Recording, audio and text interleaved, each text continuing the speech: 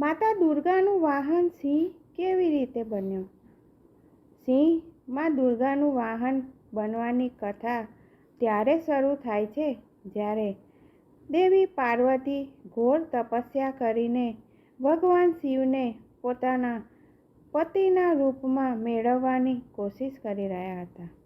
વર્ષો સુધી તપસ્યા કર્યા બાદ માતા પાર્વતીને ભોલે ભંડારીએ પોતાની પત્નીના રૂપમાં અપનાવે છે.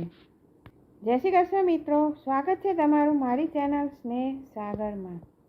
જો આ દુર્ગા માના વાહન સિંહની કથા, કહાની, વાર્તા તમને પસંદ આવે તો લાઈક, શેર અને સબસ્ક્રાઈબ કરશો. ઘોર તપસ્યા કરતી વખતે માતા પાર્વતીનો રંગ બહુ જ કાળો થઈ ગયો હતો.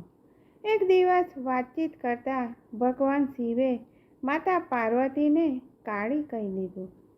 આ વાત તેમને પસંદ નહીં આવી અને તેઓ નારાજ થઈને ફરીથી તપશ્ચર્યા કરવા માટે નીકળી પડે છે. એક દિવસ ફરતા ફરતા એક સિંહ ઘોર તપસ્યા કરી રહેલા માતા પાર્વતી પાસે પહોંચી જાય છે. સિંહ માતા પાર્વતીને ખાવાની ઈચ્છાથી એ ત્યાં ફર્યા કરે છે, પરંતુ માતાને તપમાં લીન જોઈને સિંહ પણ ત્યાં તેની રાહ જોઈને બેસી રહે છે. દેવીનો રાહ જોતાં જોતાં કેટલાય વર્ષો વીતી ગયા, પરંતુ માતા પાર્વતીની તપશ્ચર્યા પૂર્ણ ન થઈ. સિંહ માતા પાર્વતીના તેજની કારણે તેમની આસપાસ નથી પહોંચી શકતો. કોશિશ કરવા છતાં પણ તેને અસફળતા મળે છે અને તે પાછો ફરીને એક જગ્યાએ જઈને બેસી જાય છે કે ક્યારે માતા પાર્વતીની તપશ્ચર્યા પૂરી થાય અને તેને પોતાનો ખોરાક બનાવે. કેટલાય વર્ષો વીતી ગયા. માના તપથી ખુશ થઈને ભગવાન શિવ પ્રગટ થયા અને પાર્વતી માતાને પોતાની ઈચ્છા અનુસાર વરદાન માગવા માટે કહ્યું. દેવી પાર્વતીએ પોતાનો ગોરો રંગ પાછો માગે છે. ભગવાને તેમને આશીર્વાદ આપ્યા અને ત્યાંથી ચાલ્યા ગયા. સ્નાન કરતાં જ તેમના શરીરમાં એક દેવીનો જન્મ થયો, જેનું નામ કૌશિકી પાડ્યું. તેમના શરીરનો કાળો રંગ પણ નીકળી ગયો હતો અને માનો રંગ પહેલાં જેવો સાફ ગોરો થઈ ગયો હતો. આ કારણથી માતા પાર્વતીનું નામ ગૌરી પણ પડ્યું. સ્નાન કર્યા પછી માતા પાર્વતીની નજર સિંહ પર પડી. સિંહને જોઈને ભગવાન શિવને તેમણે યાદ કર્યા અને કહ્યું કે તમે આ સિંહને પણ વરદાન આપો.